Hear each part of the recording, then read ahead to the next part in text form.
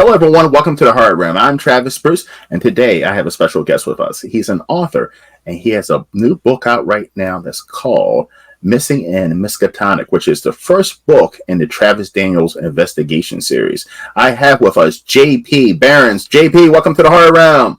How you doing? Thanks for having me. It's a pleasure. So tell us a little bit about Missing in Miskatonic. Miskatonic, yeah. So it is the first book in the, like you said, the Travis Daniels investigation series. It follows Travis Daniels, who is a private detective. It's very old school, hard-boiled noir crime fiction with supernatural elements. So kind of think of the show Supernatural, set in the late 20s, early 30s, and the main character is just a grouchy private detective who wants nothing to do with any of the supernatural stuff, but has to deal with it anyway. So it's a very angry Kolchak. This one is he gets hired for a missing girls case, and this will be his introduction into the supernatural world. And the best, I mean, what better way to introduce somebody into that is to throw them into the middle of Arkham and have them deal with a bunch of Lovecraftian horror right off the shot. So that's this one. This one is mostly, it's like I said, it's very Raymond Chandler writing in Lovecraft's world. So it's not Lovecraft style. It's more of a Raymond Chandler style, but with a lot of Lovecraftian horror. See, I love that idea. Listen, I love that old noir type stories. Now I have a question. So this is the first book in the series. Now, are the books going to tie in together, or are they going to be their own separate book? So, little A, little B. So the first one is very much an introductory book. The second one, which is finished and is, I believe, due around June of next year, of 2025, that one is going to be a direct sequel, and it's going to be dealing with some of the aftermath and more. It'll be more of getting to know Travis Daniels while he investigates a murder mystery in Washington State that has to deal with Canadian Sasquatch and Native American werewolves, and a civil war that's going to be going on with them, along with logger barons of the 1929 era, and how the Native Americans of that time are, having to deal with the logger barons while also now having to deal with the threat of a civil war with the Sasquatch from Canada, and all surrounding this murder that Travis is kind of stuck trying to have to deal with how to solve, because it's a murder that's involving the Sasquatch, and he can't really turn to anybody, and no one can, because he's the only guy who really knows kind of what's going on, who's an independent party. So he kind of gets stuck in the middle, and he doesn't want to deal with it, but he also feels guilty because he knows if he walks away, a lot of people are going to die. So the second one's going to be more of like kind of, again, getting used to the world, getting used to the concept of, murder mystery, supernatural stuff, but also him avoiding some of the stuff from the first book. And then the third book will kind of bring it all together of, if I do what I want to do, it'll bring it all together to kind of give you a larger sense of the world, a larger sense of everything going on and the larger arc.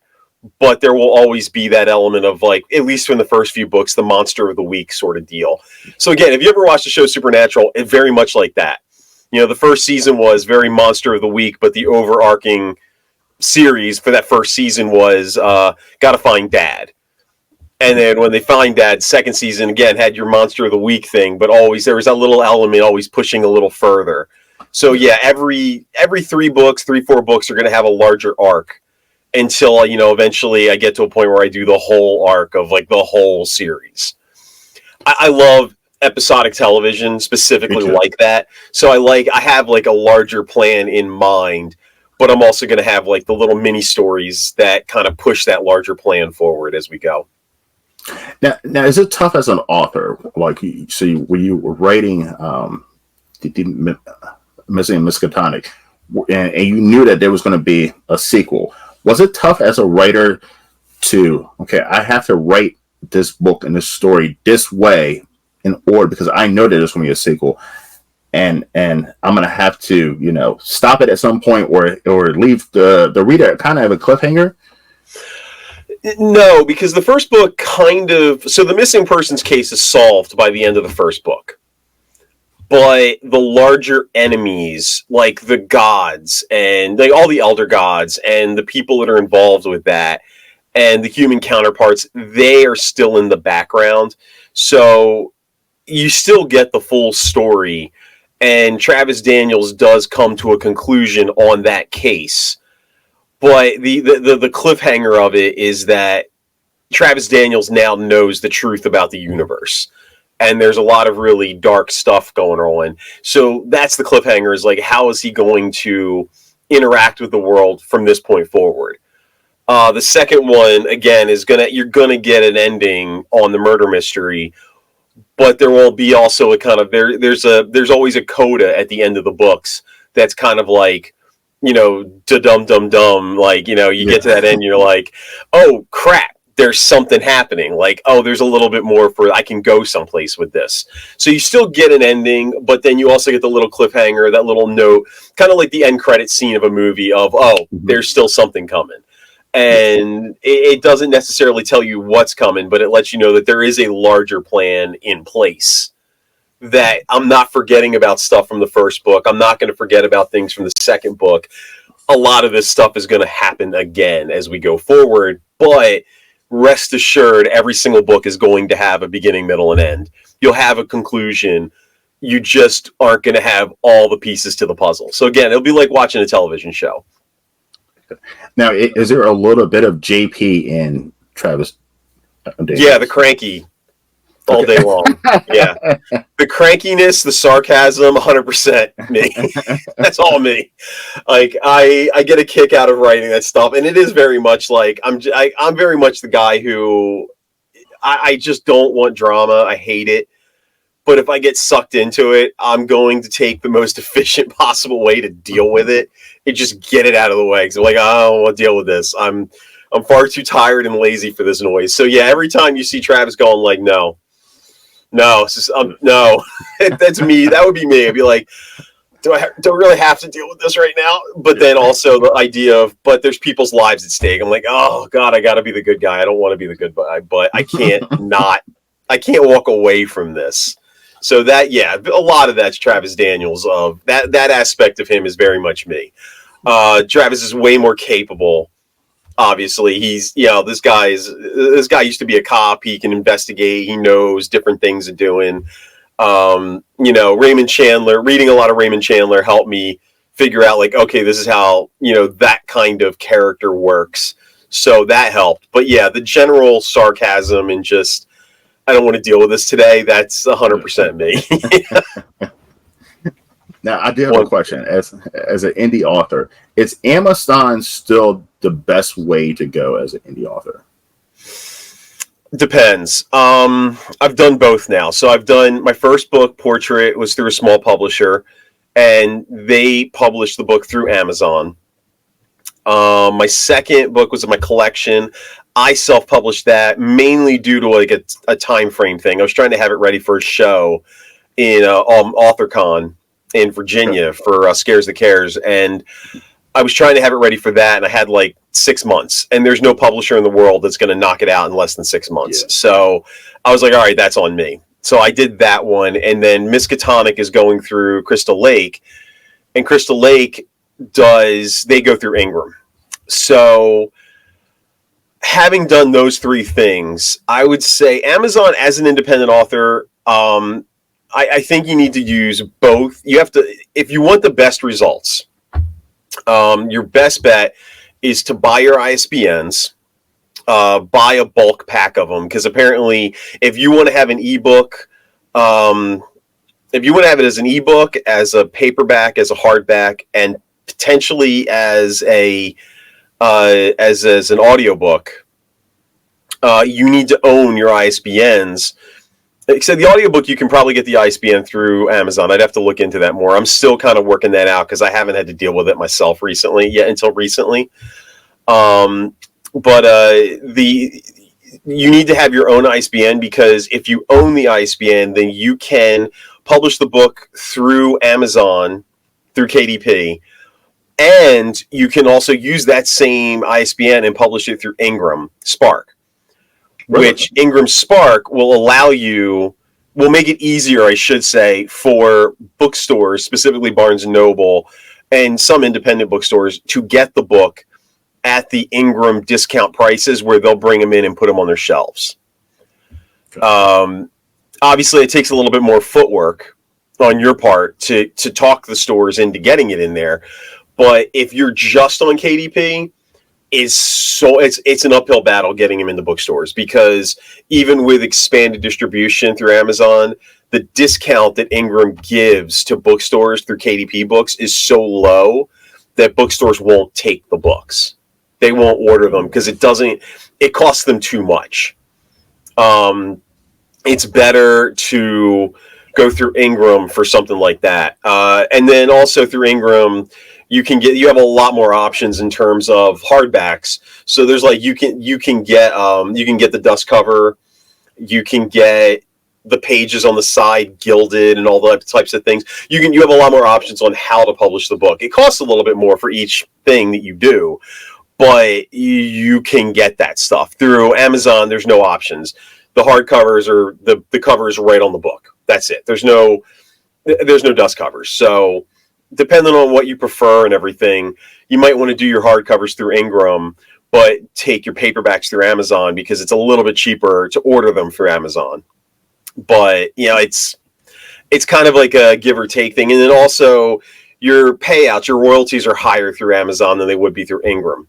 So putting them on Amazon, again, selling it through Amazon, put the paperback on Amazon, sell it through Amazon, put the ebook on Amazon, sell it through Amazon, you'll make more money. But the hardback you may want to do through Ingram Spark, and then you definitely want the paperback on Ingram Spark because then you can get it into the bookstores. Okay. So you want to take a hybrid approach. A hybrid approach, in my opinion, is probably the best. But in terms of work for the indie author, the work of it, doing it yourself is horrendous because you're doing all your own marketing, all your own editing. You're paying for the cover. You're paying for the editing. You might maybe you download Atticus or Vellum and you learn how to process your own book so that you can send that file over to Ingram and KDP and say, hey, here's the book, and print it and get all the layout done yourself. But every little step, you're either having to pay somebody or figure it out yourself. And honestly, you're paying for art. You got to pay for the cover art. Doing your own cover art is generally a horrific idea. Get someone who's good at it and pay them what you need to pay them. You'll get a great cover out of it. Editing is very little you can do about that. You need to if you have friends who can do it for free who are good at it, awesome. But even then, you probably still want to pay somebody for like the final copy edit to make sure you get all the typos out. And you may want to ask like 2 or 3 people to do it because nobody's perfect and typos end up happening all the time. And the problem with the typos is, through Amazon, you can update the file as often as you want. But through Ingram, after the first 30 days, anytime you try to update the file, it costs money. So there's the other part of it, is make sure you have all your stuff ready before you start uploading it online. Take your time. There's a reason why major publishers take 18 to 24 months to publish a book. Is because they make sure that when they do put it out there, they're not having to update anything that much ever again, if they can afford it, if they can avoid it. But yeah, so it's a question of, do you have the money to invest in all that stuff? If you don't, find a publisher. The publisher will do a lot of that for you. They'll get the art. They'll get the editing done. But you make less money because now you're making, say, instead of 100% of the royalties, you're making 30%. But they're making their 70 or 80 or whatever the split is, 50, depending on who you go through. And they're making that because of all their overhead. They've got to recoup the costs of the art, of the editing, of all that stuff. But they have a built-in mechanism for promotion because they've already got all the contacts, depending on who you're working with. So it's one of those things where you got to really kind of figure out, like, okay, this person wants X percentage of the royalties. What are they doing for that X percentage? And if a big portion of what they're doing is a lot of promotion, paying out a lot of money for the art, for the layout, for all of that, and they're putting out a quality product, then yeah, it's fair for them to take 80% because they have a ton of overhead. But if they're doing very little, then maybe 80%, 70% is too high. Maybe you want to go for 50%. So it depends on who you're working with and what you're willing to do and what you're willing to pay for and what kind of risk do you want to have. Because if you're doing it all yourself, again, 100% of the financial risk is yours, but also 100% of the financial reward is yours. Versus go through a publisher, they're taking the majority of the risk and you're making less royalties. So like I said, it depends on what you're willing to invest, both time-wise and financially, of whether or not you want to be an independent author who does self-publishing, or if you want to be an indie author who goes through small publishers without an agent. There's a lot of options, and it just takes a lot of research and, asking questions. Most people will be more than happy to answer any question you have. I answer tons of questions all the time about it. And I try to give people as complete amount of, it takes me a long time to say it, but I try to give a lot of information because I know there's a ton for you to know and to be aware of when you do it.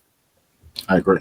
Now, one of the things you brought up was small presses, and within the last year or two, we've heard a lot of indie authors who've gotten screwed from small presses and publishing houses. That's a big risk. Yeah. It's, people will sell off a small press, and the new people will come in and just completely tank the press. Sometimes they're misrun, and I'm not going to name names because I don't want to get sued. But there was a small press that was not paying out royalties, and they kept saying, "Oh, well, we overinvested in something, and we don't have the money to pay the royalties right now." And that kind of nonsense doesn't make sense, because when you get a royalty check in, that money should just go right into an account, and you should immediately be sending that money to the authors. Because the thing is like, if you go through Amazon sends the money after, say, 2 months, 3 months, and usually get the money, say, at the end of the month. So I generally get my royalty check through my self-published book like the last day of the month. And I know that accounting-wise, it takes a little while if you're publishing a lot of books to go through and figure out whose money's whose. Mm-hmm. But you take that 2 weeks, you figure that out, 2-3 weeks, you send that money out to your authors, and what's left is now yours. Correct. There should be no problem paying people their royalties, because before you ever spend any of that check, you should have already distributed people's money. Exactly. And then you pull your account, and then you do your thing. But people were like, "Oh, we kind of overinvested and we're not liquid right now." I'm like, well, that doesn't matter. You got the check 2 weeks ago. You should be just sending me the money. This should not be a liquid situation. The money's just in your account, or it's not. Like, I don't understand how you're not paying. And then meanwhile, go off on a European vacation. Yeah. While claiming insolvency. It's like, that makes no sense. And then, it's, the thing is, and then some people just overinvest, or they over anticipate what they're going to pull off. So they work themselves too hard. So they'll like over publish, or they'll overinvest, or they'll just completely misjudge how much time or experience they have, bite off way more they can chew, and then burn themselves out. And then while they're burnt out, all the authors are getting screwed because that publisher just overextended themselves. And I think people need to be more patient, because writing takes forever. If anybody here who is an independent author got an agent and sold a book for a lot of money to a bigger publisher, one of the big 5 or big 4, whatever it is now, you're waiting again 18 to 24 months minimum to see your book in print, because they're a monolith. They're icebergs. They go very, very slowly, but when it gets done and it's out in the bookstores, there's at least some kind of there's quality assurance behind it. Correct. So again, it's really, you got to be super careful about who you work with, what their reputation is, what you're willing to risk. It all comes down to that again: is, did you do the research? Are they brand new? If so, that's the time to ask a lot of questions. Like, and I have zero problem of like bugging people. If a publisher doesn't want to answer questions about like their business plan, then you need to be really wary of them, because they have none and they need one. So it's like, who do you work with for who does does cover art? Great. What's their name? Go look them up. See what their experience is. Who's your editor? Who's doing this? Who's doing that? There's some questions you're not going to think to ask because it's never come up. It's never been a problem. And then all of a sudden it was. And we're like, all right, well, I have now learned that is a question I need to ask in the future. Who's doing what? And then make sure that I'm doing my end of it and advocating for myself and saying, okay, you know, we got to keep pushing. We got to keep doing this. Let's make sure that we go through another round of edits because we found a typo here. But also being understanding that everyone's human. Everyone's really working hard. And you have to be willing to, kind of go with the flow and adapt. But I hope that no one's waiting till the last possible minute to hand in whatever edits they need to hand in and then be like, okay, we need them back in 3 days because we publish in 5. And you're like, okay. So, and you're like, if you don't know better, you probably, I made this mistake. If you don't know better, you'll say, okay, and you'll just do it rather than say, I think we need more time. Is it okay if we push back the date? And, generally a publisher who is professional and wants to put out a quality product will be like, oh, absolutely. Let's wait. I'm like, okay, great. I know we announced the date, but obviously this needs to be redone. Let's push it back like 2 weeks, a month, whatever we need to get this where it needs to be so that it's not a problem later. You've got to learn to advocate, and that's a problem. Honestly, that's something you learn to do by through failure, through messing up, making small mistakes, and realizing, okay, well, that isn't the end of the world, and I'll do it better next time. And I always apologize to any publisher now because I'm like, I'm warning you now, I'm going to be a pain in the ass. Yeah, because I've run into so many things that have blown up in my face that I'm kind of like I'm going to be on you guys a lot until this hits the shelves. And I just warn them ahead of time. I'm like, I'm going to be really a pain in the ass about this until it hits the shelf. And even then, I'm probably going to be a little bit of a pain in the ass afterward as things crop up and I go, oh, got to fix that, because also I know I got to get it all fixed within 30 days so that if it's going through Ingram, we can get all the changes in before they have to start paying money to change things.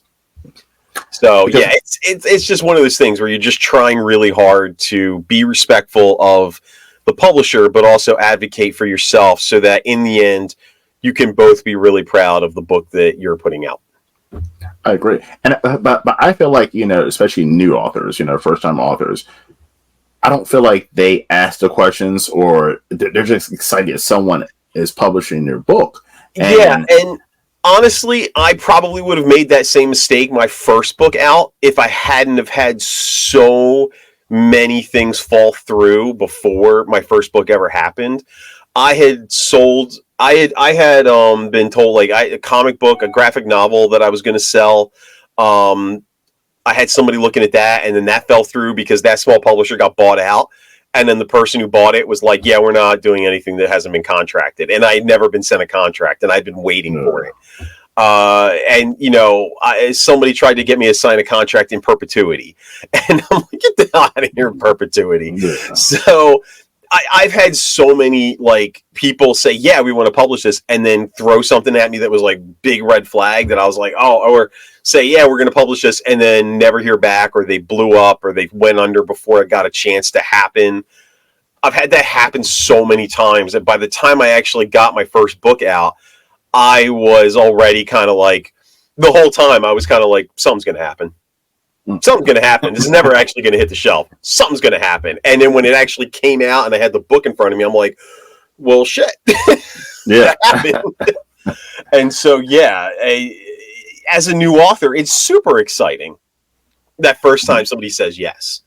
And it is really hard. And I've got friends who this has happened to where they were told yes, and then the book came out and it went nowhere because the publisher did nothing to promote it.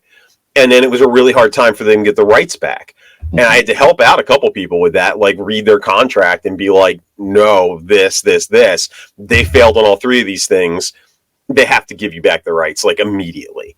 They reneged on their contract. And I helped a couple people get their stuff back, but it happens, and honestly, it happens to a lot, especially indie authors, because we have to negotiate our own contracts, and we're not lawyers.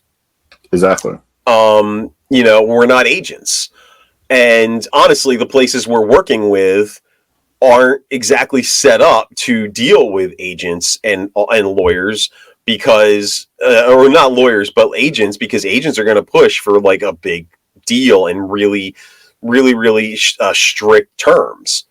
And a lot of indie places are, not really prepared to deal with that level of negotiation sometimes, because again, the agent's going to want money up front because they're getting a portion of the author's money.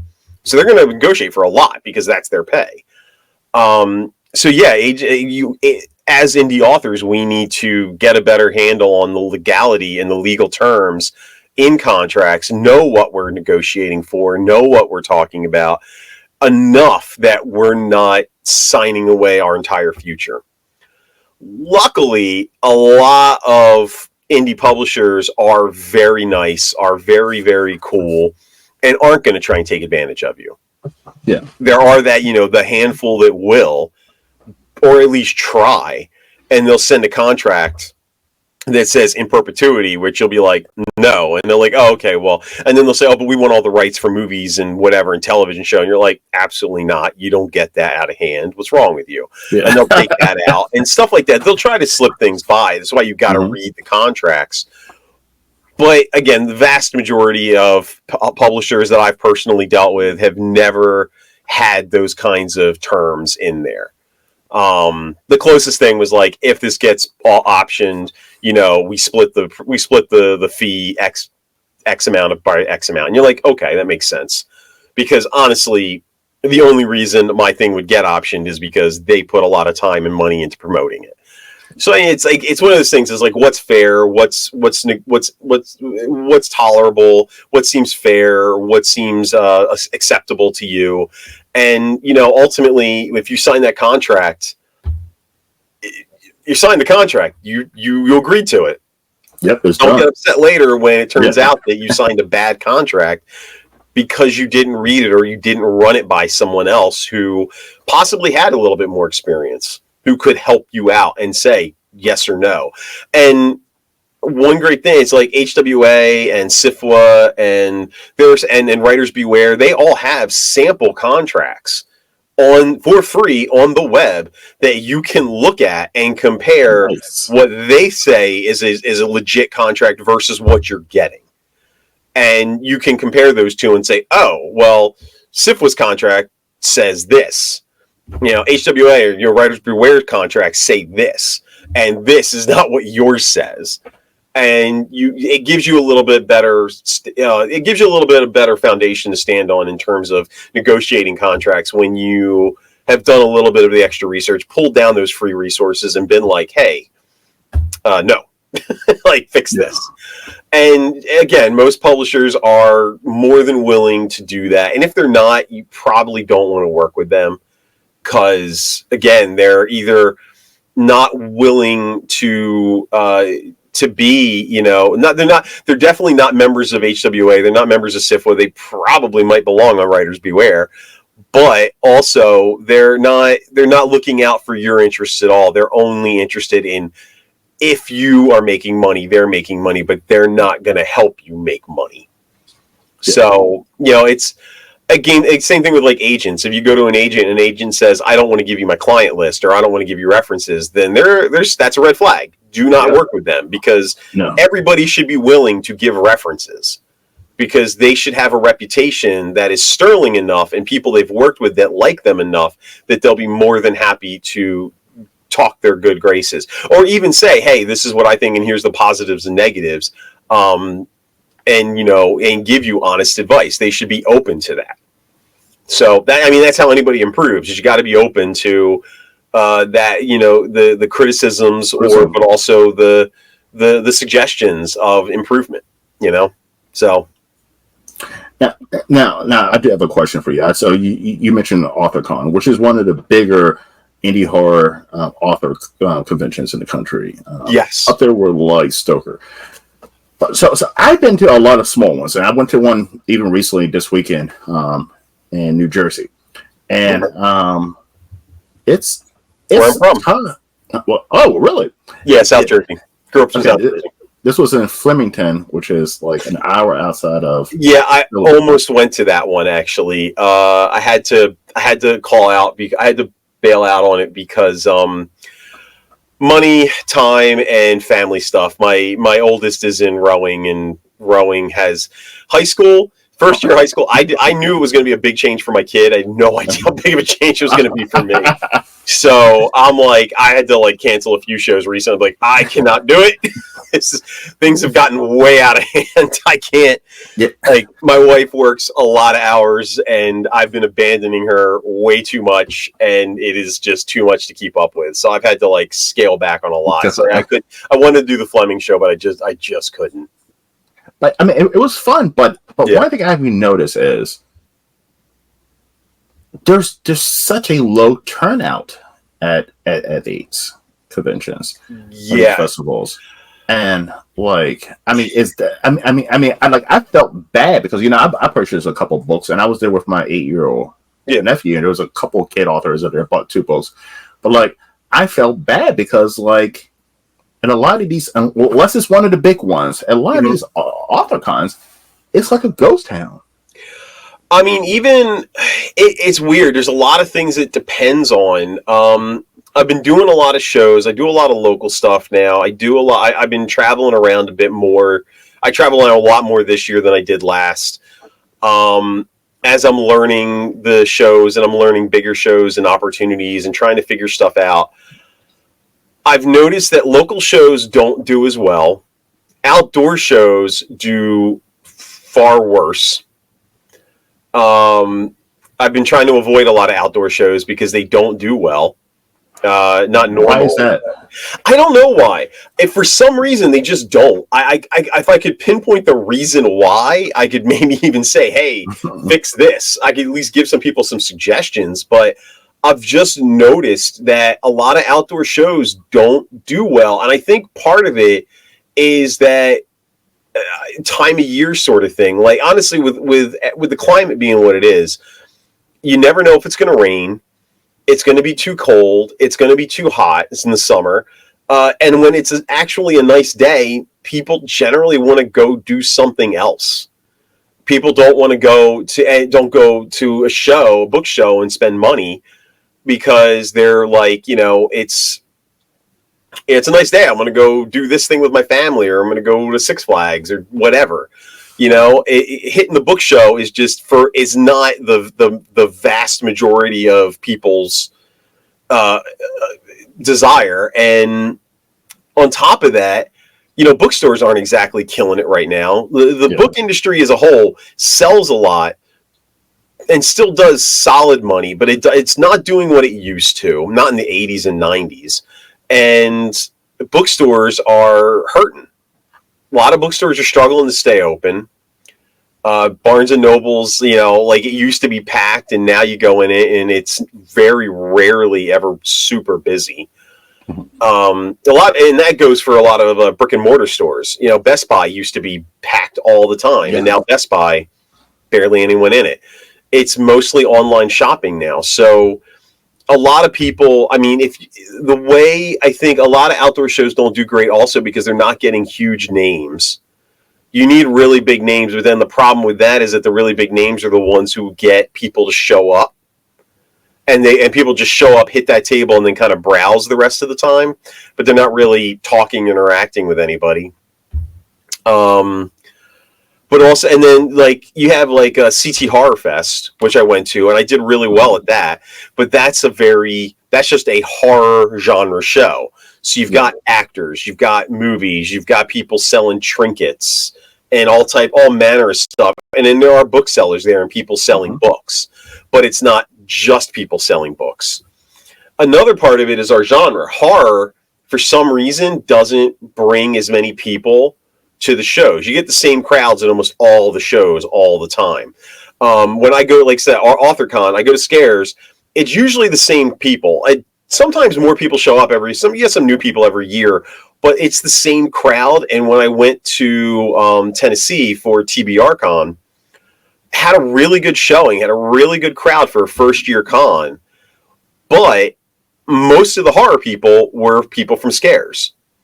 Everyone else who showed up were romantasy and fantasy fans and romance fans. And those tables on the other side did really good numbers. They were selling books left and right. The horror section, we were kind of, we did okay, but we didn't. I didn't break even on that show at all. Meanwhile, like everyone else, had like made their money in their first day. So it was like, okay, that's interesting. So it was interesting to see that, because fantasy almost, and I've been to other like local shows where it's a mixed crowd. And almost invariably, it's kids' books for the families and grandparents, and fantasy books. They're the ones that are doing really good numbers. And local history. If you're at a local show, local history books do really well too. It's interesting to because you sit there, and I'm always, all my friends, everyone who knows me says you're really I'm a hard sell. I am, but at the same time, when there's nobody there, I barely talk to anybody, because I'm just super focused on what's going on around me, because I'm trying to see what are people doing that's selling books? Why is that table selling more books than me? What are they selling? That. Okay, cool. So that's what they're doing. Oh, okay, they're selling fantasy. Got it. That person's selling romance, and they're doing really good numbers. Oh, look, the kids' books are flying. Stuff like that, I'm kind of okay. And I pay attention to all of that, because I'm very focused on, I don't want to buy a table at a show that's going to cost me an arm and a leg and then me sell nothing. Yeah. So yeah, it's rough. Book shows are really tough. Scares That Cares in Virginia is one of the few exceptions that it does really well every year. That's just a book show. Mm-hmm. But TBR, it was a mixed book show, and I think that helped it a lot. And but then the Fleming show, that was mostly books, and it's outdoor, and it's I think they're fighting an uphill battle on that, because for some reason outdoor shows don't do great. The only outdoor show I've ever been to that did really, really well was Salem Weekend. Halloween, was the weekends right before Halloween up in Salem, Mass. Okay. And that's just because you've got tens of thousands of people roaming around. It's impossible to do poorly, because you've just got so many people there that even if 1% of them buy books, you're selling a lot of books. Because I live in Baltimore, and last week or the weekend before last, they had the Edgar Allan Poe, because Baltimore and Edgar Allan Poe, and it was Edgar Allan Poe Festival, but it was also a book festival. And listen, people were there. I mean, a lot of people were there, and people were buying books like crazy. Yeah. But I was noticing, I was looking around, what are they? Because there was horror authors there, but people weren't saying at their table, even though it's Halloween, Edgar Allan Poe, people were buying specifically Edgar Allan Poe type books. Yep. And Baltimore themed books. Yeah. I mean, yeah. So it's weird. If I had gone to an Edgar Allan Poe fest, if I had a table, I would have been figuring out a way to sell my books based on Edgar Allan Poe. I've been my collection is short stories.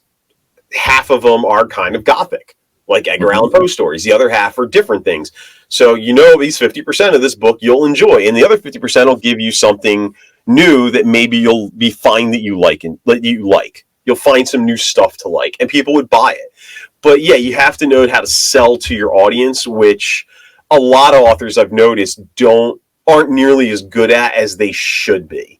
Yeah. And I think a lot of that has to do with a lot of authors are very introverted. Don't want to talk to people.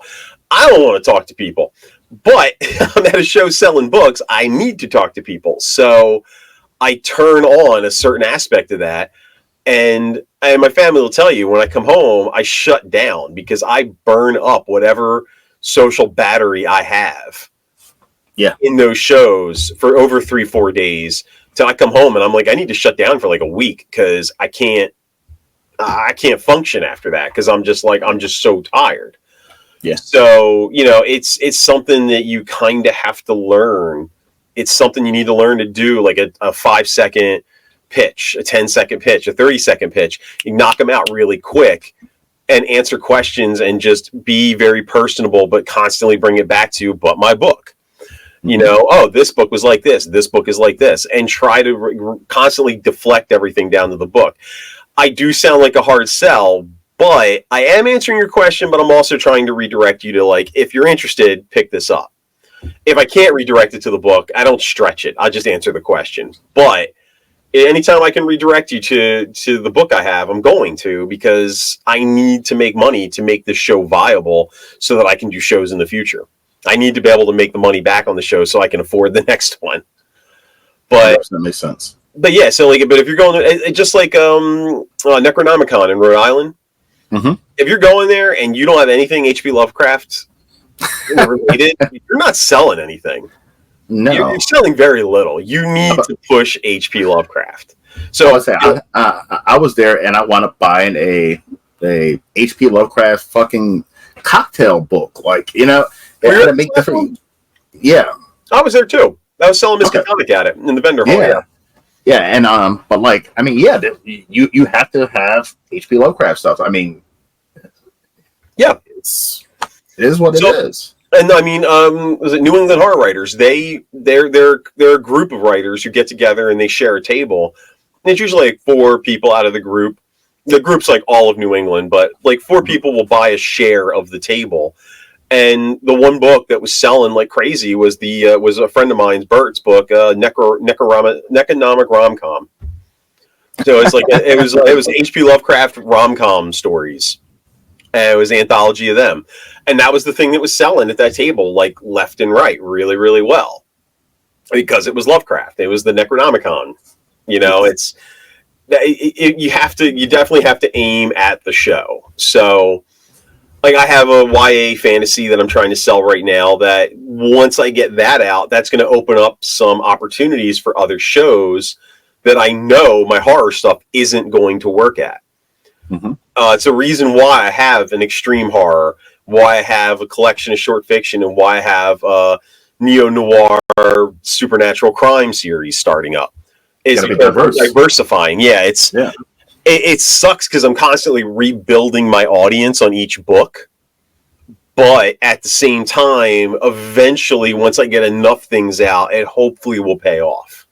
So it's a very frustrating situation that you have that first book that does really well with a very specific audience, and then you kind of shift audiences, and they're like, oh. And I'm like, just trust me, read the books, you'll like them. And, occasionally people will believe me and read the book and go, oh, yeah, this was really good. I'm like, thank you. But sometimes people are like, I'm really resistant because I only like extreme stuff. I'm like, I get you, but you haven't tried it yet. So you don't exactly. know.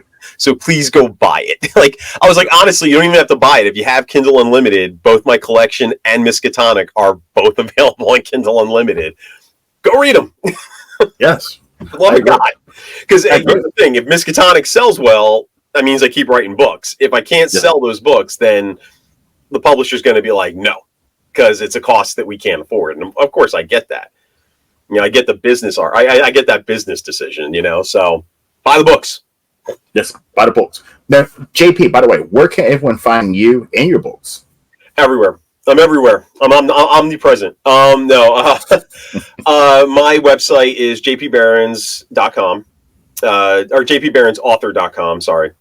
Somebody else owns jpbarons.com, and I'm waiting for that to go up on for Drop sale. Off. I'm waiting for it. I'm going to buy it the minute it happens. So jpbaronsauthor.com. I'm also on Facebook. I'm on Blue Sky. I'm on Threads. I'm on Instagram. I'm old. I don't really get Instagram, but I'm there. I hate social media, but I'm on a lot of that stuff. The best way to get a hold of me is generally through the website, Goodreads, or Facebook Messenger. I'm pretty good about answering my emails and stuff like that. So if you email me through the website, I'm immediately going to answer you. I'll get back to you pretty quick. Yeah, that's it. And then I'm at a lot of shows. I have a Google Calendar linked up to my website that if you click through it, you'll see it'll show you what shows I'm on, what place where I'm going to be in the future. I try to keep that updated as much as humanly possible. I do a lot of local stuff in Connecticut. But I'm also, like I said, and I'm also willing to travel. Just people need to invite me to things, because that's one of the bigger problems right now is that, like, people are saying, hey, you should come out to, like, Wisconsin to this show. And I'm like, great. Can you pay for my travel? They're like, no. Like, then I no, that's not happening. It's like I live in Connecticut, guys. I need someone to cover my room and travel. Yes. If you want me to come out any further than, say, Pittsburgh, it's because it's expensive. Hotel rooms, all that stuff, it adds up really fast. It does. So, yeah. Now, are you going to be a Stoker? Okay, Stoker's in Connecticut. Yes, yep. I'll be there as well. Actually, I'm going to be running the HWA Connecticut, soon to be HWA New England's table that we're going to have at the show. Nice. So, yeah, I tend to not hit panels that often because I've been to so many that anymore when I go to panels, I'm like, you guys just keep repeating the same things. I've heard all of this. So anymore, I just want to have like one-on-one conversations with people. I don't really care about panels. So I'd rather go meet the guests of honor and talk to them directly. So I'll be running the HWA CT/NE table, like kind of promoting our work and our group. And yeah, I'll be there. I'll definitely be there. I'll be there all 3 days. Wow, and like I said, it's driving distance from my house, so I'll be commuting. I don't have to get a hotel room. It's wonderful. Oh, that's just this is going to be jealous, the one and only. Jealous. Yeah, this will be the one and only StokerCon that I will ever get to easily. Yeah. So I'm there because what other opportunity am I going to have to do it this cheaply? Exactly. Listen, I'll be there because I think from Baltimore to Connecticut, it's not that bad. So I'm taking the train down. So yeah, this is. Okay. I'm going to be there. I'm going to be there for 2 days, not the whole 3, but yes, I'm definitely going to be there. Yeah, I mean, I'll probably be there the day before and day after because I'm sure someone will wrangle me to help set up and break down. I'm sure they're going to try to at least. It'll depend on my wife's schedule and my kids and everything, but my kids' school schedules. But yeah, if I'm available, I'm sure they'll drag me in to be like, help us. I'll be like, all right. Grumble. But JP, this has been a fun interview, man. We learn a lot, man. So listen, everybody, down in the description box, I have JP's website. Definitely click on it. Follow him on social media and grab his books as well. Yeah, man. Right, and if you've read the books and you like them, please go on Goodreads, go on Amazon, review them, give me 5 stars, 4 stars. I'll accept if I have to. Definitely review the books. Spread the word. It helps on Facebook, guys. Like, I don't think people do not underestimate how much word of mouth and reviews matter. Case in point, my first book, Portrait of a Nuclear Family, I've sold over 2,500 copies at this point in 2.5 years. So like I'm doing about 1,000 a year, but about 2,500 copies in 2.5 years. And that book has like 500 something reviews. Nice. It's still selling now. And it's been mentioned online and in books of horror and on Facebook constantly.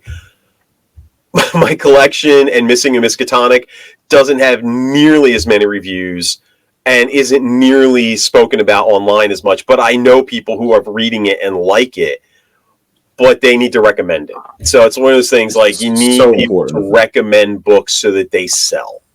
It's so important. Yeah, word of mouth and referrals are so fucking important. It's the world we live in, especially as indie authors and smaller authors, is the only way we're building an audience is people talking about the books.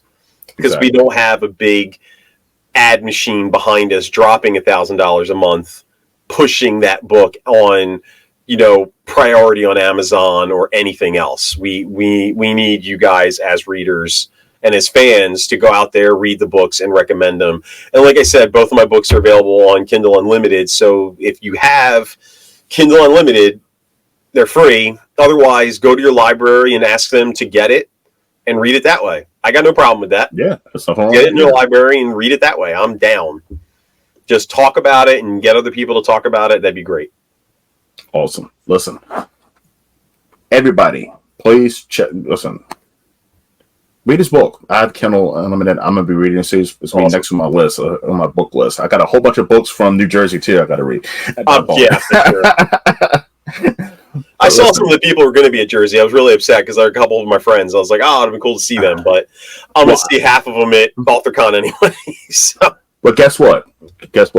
Tomorrow at 6 p.m. on my channel, I have the whole entire recording. I interview everybody, do a whole entire walkthrough, like cool. You're there, so you can actually experience it like you're there. So definitely check it out. Very cool. All right, everyone. Well, thank you for coming to the Horror Rim. I'm Travis Bruce, at JP Barons. What did I just say? Barons. JP Barons. They're like Burns. Burns. Apparently, I'm related to the evil character on The Simpsons. I know, right? Smithers. All right. We'll see you next time. Take care. See you later.